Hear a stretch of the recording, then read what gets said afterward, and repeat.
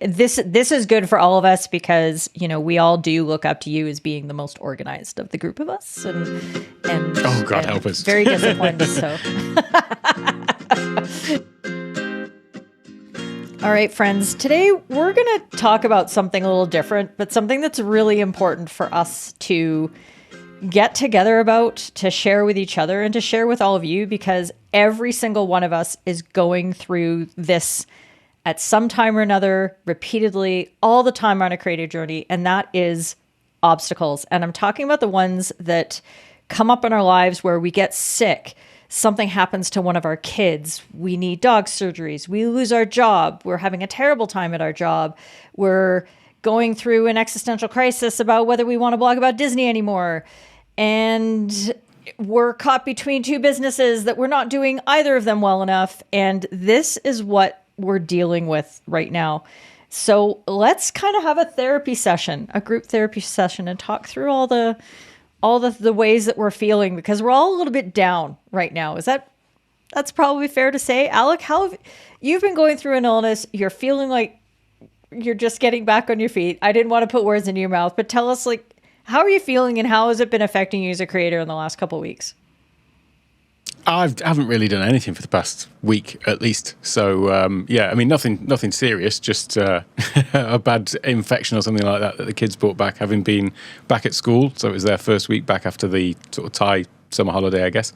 But yeah, just not done anything at all and not felt like doing anything. And then now there's that whole feeling of, oh, now I'm behind on everything again, which sort of creeps in. When you're trying to keep to a tight schedule and then something comes and knocks you out of that, then there's a lot of sort of regrouping that comes on and sort of thinking, right, what do I tackle next and how do I sort of get things back on track?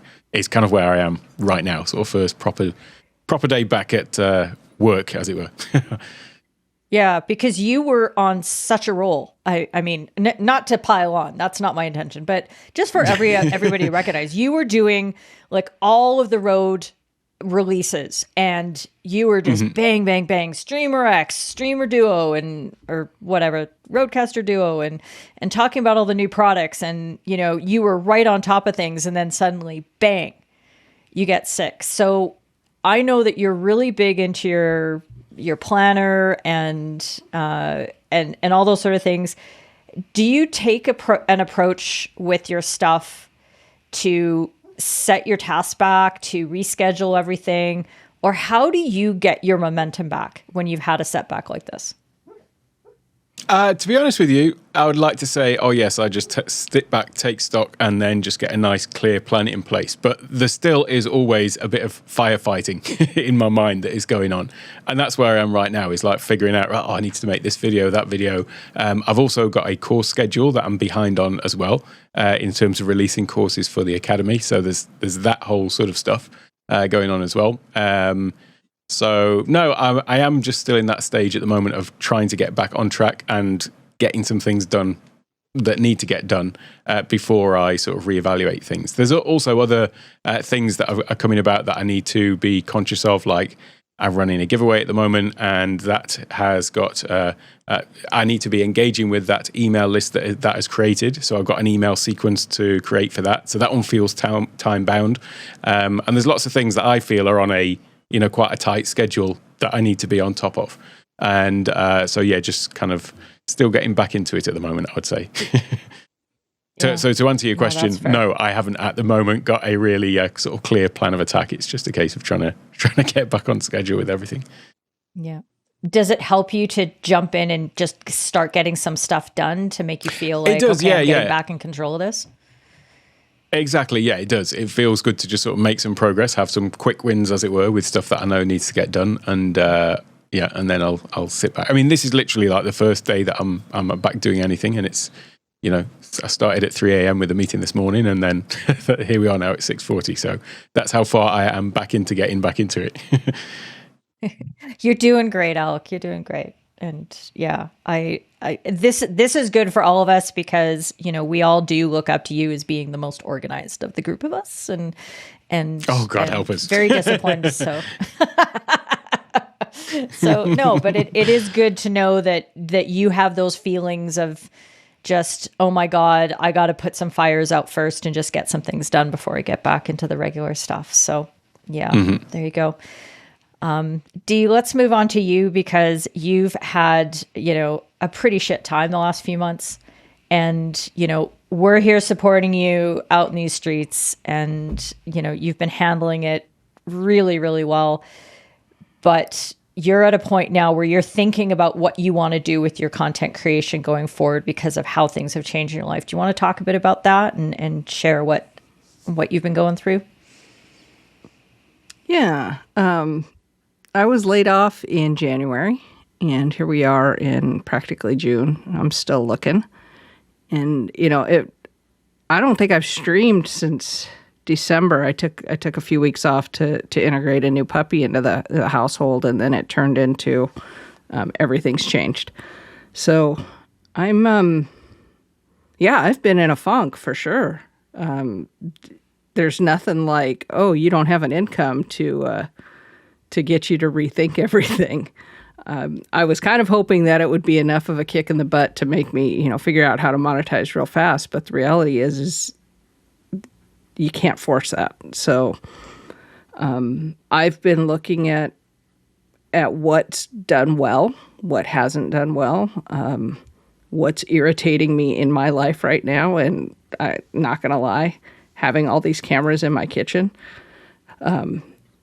is so irritating. So I'm having to decide which direction I'm going.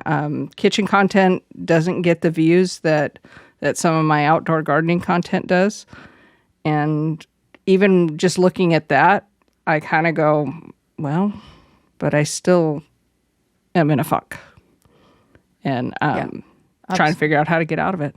So we were talking before we came on, but now we want to sort of work through it a little bit more about what you were feeling like your options were, because I think we can all agree that when we're in places like this in our lives, that removing friction and removing emotional overhead is so important for us to be able to get moving forward. So you're thinking about the friction of having all this stuff in your everyday life. You're absolutely just like right in your environment, in your kitchen, and then what the alternatives are. So what are you thinking about all that?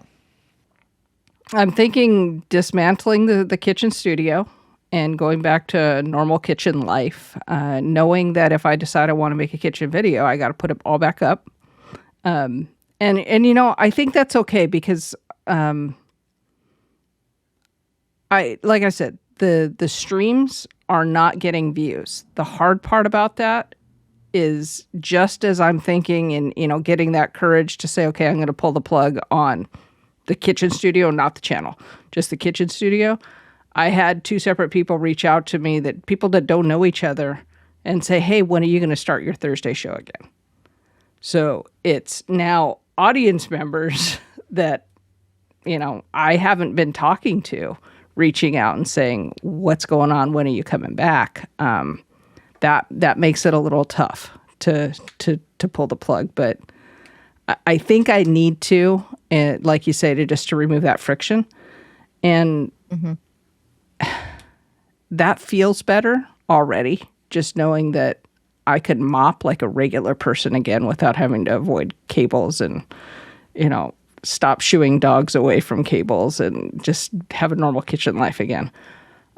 But there's going to be a cost to that I'm going to put on myself, because, we're all like that. That means I'm going to have to get out there and do more garden videos. And I don't know how much of my funk is the unemployment thing or the content itself. The barrier that I've been having lately is I need to get out there and get stuff planted. There's no time to waste. And every time I think about, I got to film that thing, I got to record this when I do it, it slows me down and it doesn't get done. So I went ahead and did a whole bunch of stuff last week, just got out there and did it and didn't worry about the camera. And I was super, super productive. But that was content that could have helped a lot of people. And I feel kind of crappy about that. So... Does anybody have ideas of the easiest way that Dee can start capturing that stuff, because you're absolutely right, Dee. Like that is what people want to see. And we keep having to tell ourselves this. It doesn't have to be fancy. It doesn't have to be perfect. It doesn't even have to be like what we would consider to be good. We just have to grab it somehow. So how can we help give you permission to just record anything of that?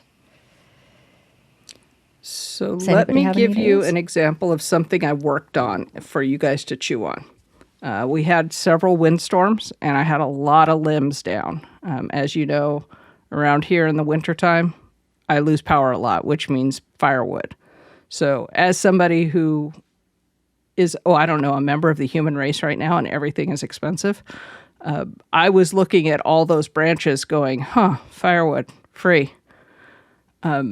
So I gathered them up. Some of them I had to pull down out of the trees, which was interesting and scary. And I learned some things there that could have been passed on to people. I also could have been the fodder for somebody to just troll me and tell me I was doing it all wrong. So there was that fear because I'd never done some of this. I had to pull out the chainsaw that I'd never used before. Never used a chainsaw. So I had this big task in front of me. I know that look, Keely. And I didn't record Dina learning how to use chainsaw. I mean, I wouldn't have wanted to see something go wrong with it. Like, let me be very clear. But Well, we've been there, right, with me? yeah, we have. And that was good content. Yeah. Hang on a second, but you still managed to record the shithole. I did. That was different. It wasn't... I don't know. I think I wasn't deep in a funk yet. Oh, boy! If I had to dig a shithole, I would be in a funk. That would I have didn't have taken to me dig down. it, though. It was already dug. I just almost fell in it. And that was amazing content. But you had to put a sleeve in it and adjust it and take it out and refix the ground and all that stuff, and you almost fell in again. So it was exciting. So yeah, the chainsaw would have been great, but stuff like that is, I don't know. How do you do it? A tripod and your little wireless goes, I guess. I don't know what to tell you. Just set it up and push record like everybody says. But it's you got to get to that point. I know how it is. And I think this is the part for us as creators as, yeah, there's this task to complete, but how do I deliver it in a way that is useful for others? Because me standing there texting my brother saying, gonna use the chainsaw for the first time, any tips, is not really useful to an audience. Although comedy- that came back B-roll would be really dope. Actually, The it would be comedy of what your he's- brother and it's, responding would be outstanding. Yes, Exactly. or him calling you on the phone and you talk on the speakerphone. right. I don't know. I think it'd be great. Yeah. Here, Yeah. how do I so start? I this missed thing the again? opportunity. But I also have all my digits, so I'm good. That's important. That is good. So I guess it's That the part. giving ourselves permission to just put the tripod on. You have no idea where you're going to be standing. You have no idea how the audio is going to be, but just do the thing and then review it later. I And think you can so. always voice over it. I don't know. If the audio doesn't work, you can always voice over it. I mean, it's not the best idea, Sure. but you can do it. I am so down with just using my phone now out there. The most views are the ones that were just with the phone.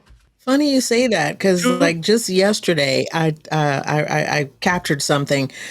Yeah, well, I was designing something in Canva, and I was like, you know what? I need to capture this. And there's so much footage on my phone of stuff that I was like, you know what? I need to go ahead and capture it without like all the cameras and all the trappings of all the other stuff. And you just if it's just the phone, just do that and then figure out a way to put it together later. But the fact that you capture it, that's the point. Just capture it however you can. I mean, most of MK BHD, most of his stuff, most of his car reviews, and I'm a big on his car reviews, are just on his phone. and Doug DeMuro from another car channel, a lot of his stuff is recorded on his phone, and it's perfectly fine, and he gets plenty of viewers. And Oh yeah. I think that I mean, I made the argument during the election that one of the candidates really needed to up their game in terms of they were doing a lot of network TV stuff from their home. I said, you can get a better camera. We can make you look a little prettier. And he goes, no, well, I know we can, but that the authenticity, this is me. This is my camera. This is my house. This is what it is. This is who I am. And that's what people want to see, is the authenticity of it all. And sometimes that means he records with his iPhone when he's at an event. And so, okay, so be it. Sometimes we overthink it. We overgeek it. We overgear it. And so it's, the permission is always in there. Just whip out the phone. And one hand on the chainsaw, one hand on the phone. Safety first. Both hands on the chainsaw. Yeah, both hands on the Both chainsaw. hands on the chainsaw. Listen to Kiwi. I am down with the phone. That is absolutely not a question anymore. That was the most liberating thing, was just use the phone and go. It's just now the part of the go. But I feel like the right thing for me at this point is to go ahead and, gosh, I can't even say not do another kitchen stream without double thinking it again.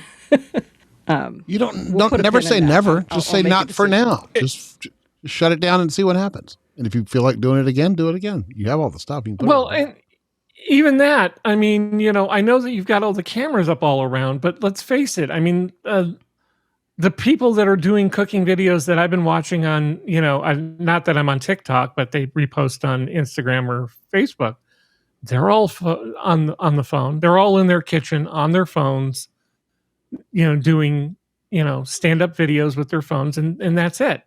So, I mean, part of your problem that you stated is the dogs, the cables, the equipment just staring at you all the time. Clear out the kitchen and just go simple. And if you feel the necessity or the desire or the motivation to film something in your kitchen, then just use your phone, because 9 out of 10 of us are going to be perfectly fine with that. And that's the audience that just wants to see you. Plus, you were set up for a live stream. If you were just recording something, I don't think you would have the stream deck and all that scene switch and stuff. Maybe you would, but you wouldn't be as worried about how things look. You could do it a couple of times. To tell the story of whatever I'm cooking, I would. And that's the hang up right now is, let's just face it. That is Dina. It's not just an overhead shot. It's not just, here's what I'm at the stove at. It's all over the kitchen. It's, the jar, the pantry cam. So it's part of the brand now. And that's what it's coming down to. I think I haven't been able to get this far because I usually go, okay, I'll just decide later and go think about something else, is how much of the brand am I dismantling if I take this away? And the other part is, as the audience grows, which it could, is there interest in it to revive it? And when I say revive it, that means put the cameras back up. I can give myself the permission to take them down now and put them back later. Good question. Let me ask you a question. You say it's part of the brand. You say that this is part of the brand. But let me ask you a question. How much money have you made doing this the way you're doing it right now? None.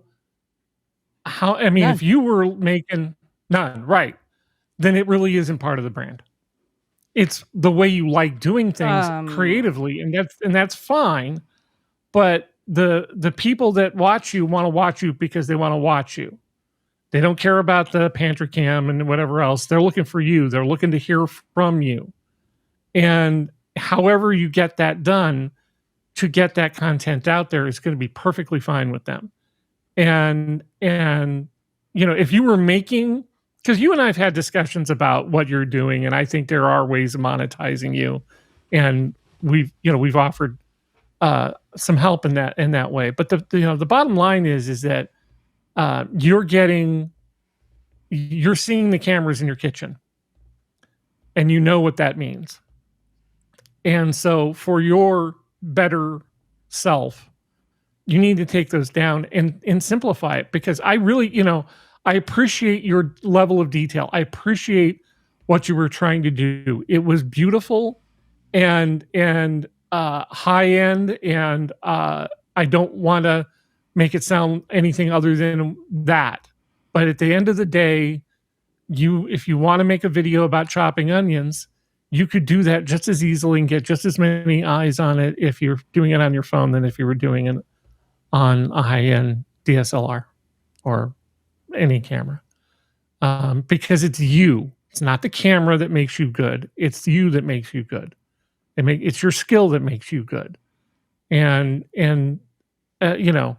we joke about gas all the time. But at this particular point in time, it just might be getting in your way, and simplifying it might just, allow you to just pull that camera out, set it up, and just go, and not give a crap about all the different things that you're doing. And it'll free up your life again in your house. And I think that's better for you long term, at least in the medium term.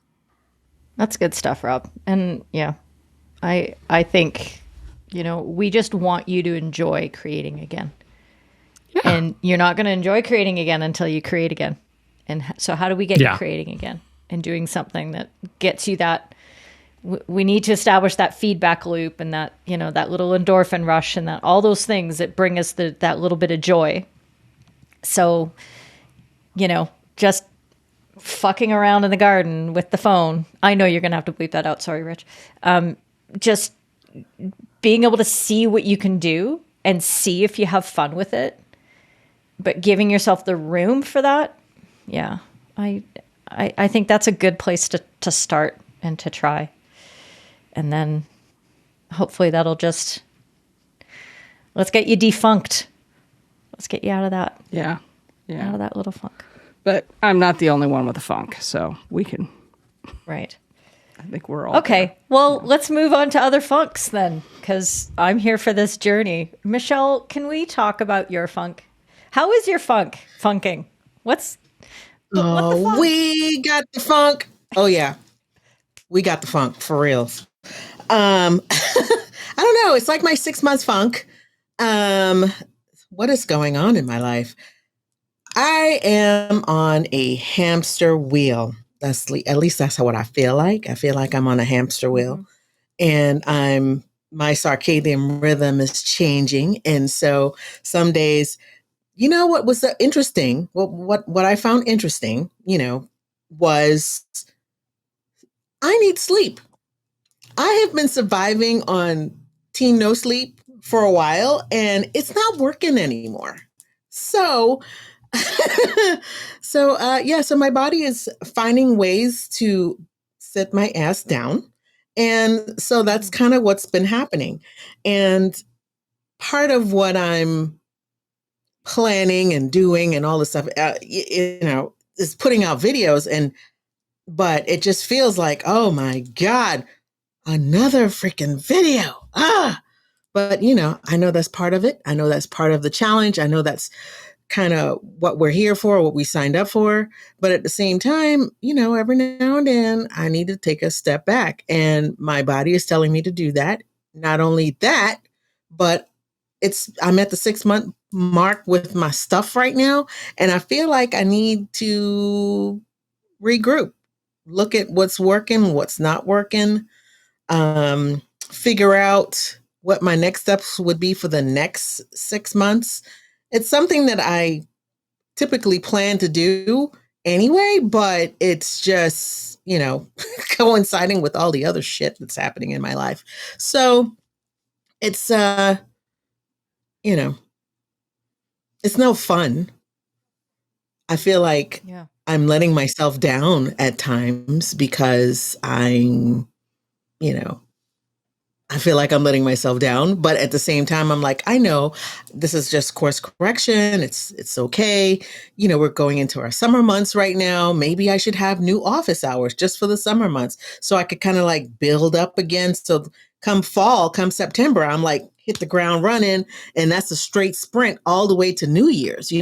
So it just came at the perfect time. It's just, I feel it more in my body than anything else. So I'm enjoying sleep when I do get it, and trying to prioritize that at this point. So that's where I am. I really appreciate hearing this from you, Michelle, because you really are such a hard worker, and the way that you juggle this incredibly demanding career in healthcare and your consistency in generating content. And it's just, doing so when it's just, I know you feel like you're pushing a boulder up a hill. You're doing such a great job. But to hear you say that you're listening to your body, maybe you haven't even listened to your own mind for a while, but now your body's just like, hey, signals, I'm sending them. Listen, lady. I'm really proud of you, because I think that shows a real wisdom. And I think you're absolutely right. To be able to regroup for yourself is going to be just such a powerful thing. And there's nothing wrong with that. We are almost at the end of Q2.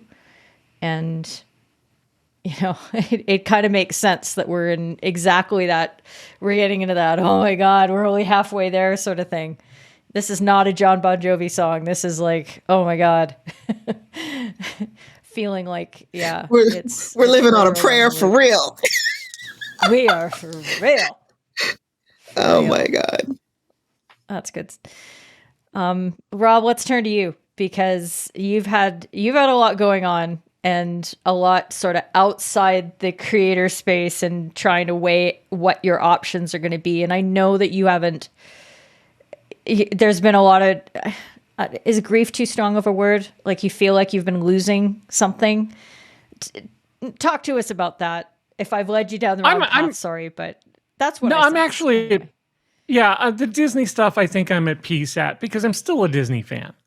And there are plenty of other people in the Disney space putting out a lot of good content. And so, would I be another voice? Do I have a pretty good brand I'm sitting on? Yeah, there's an opportunity there. But the reality is that,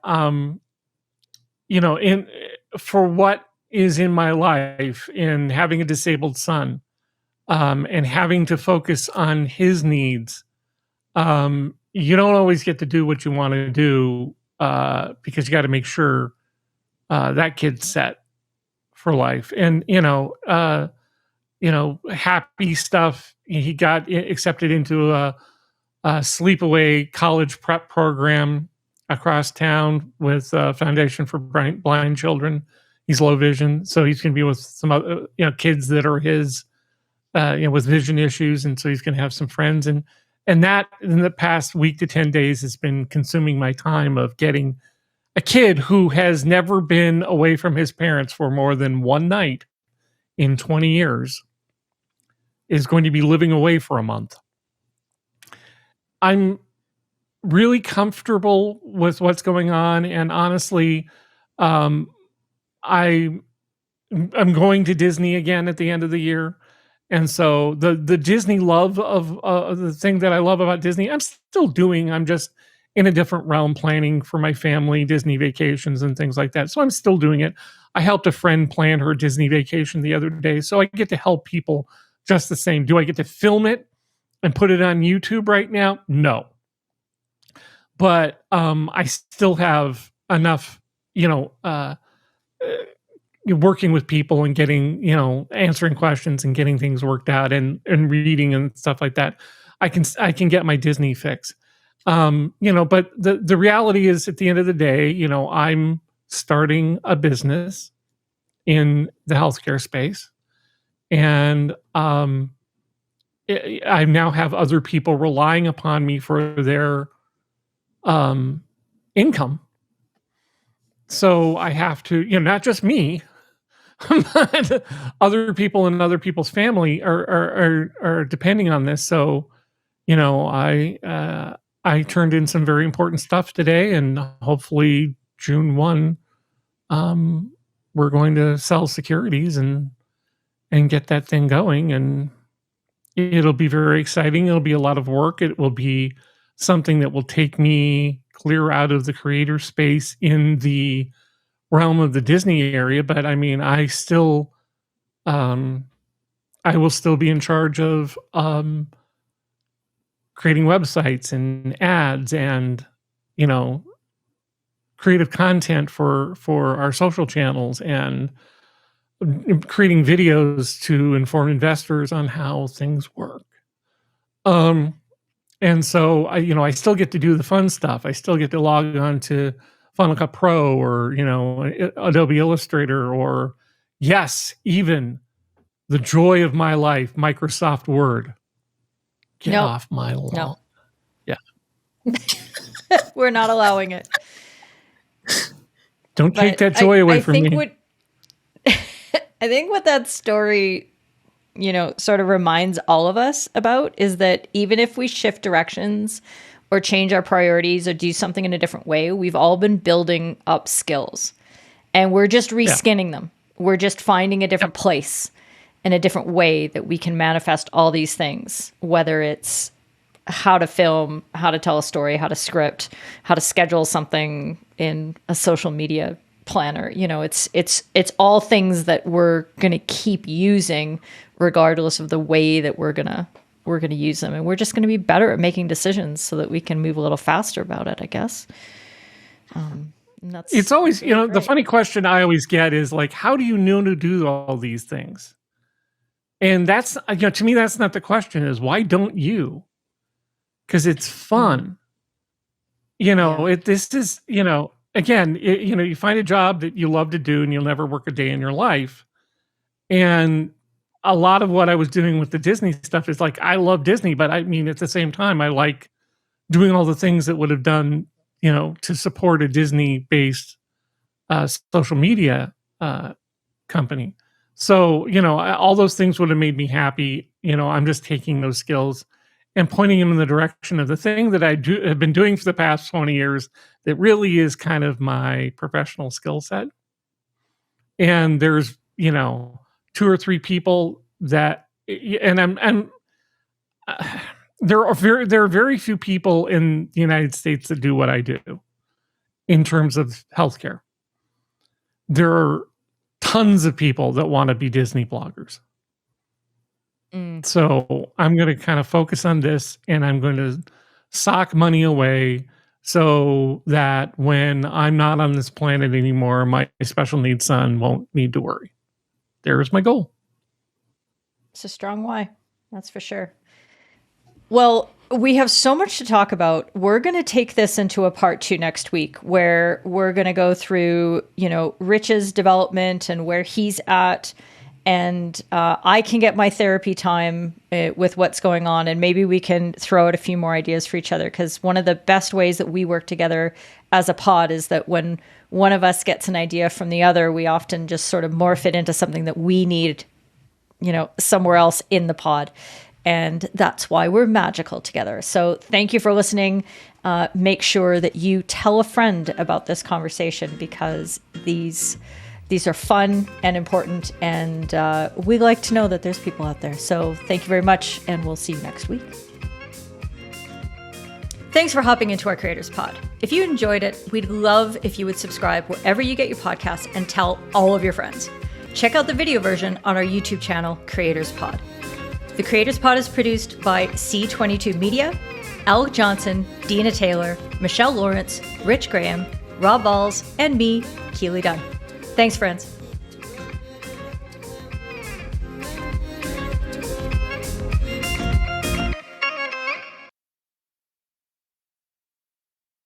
Okay, Pineapple Head, let's go.